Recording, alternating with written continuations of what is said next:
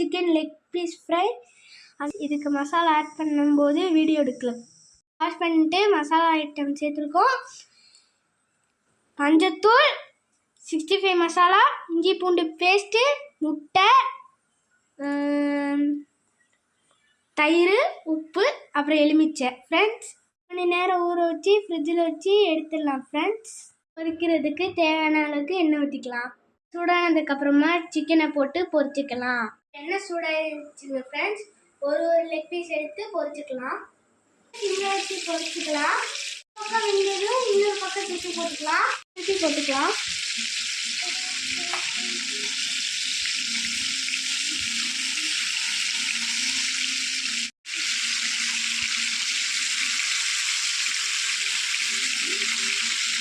கொஞ்ச நேரம் வேகட்டும்.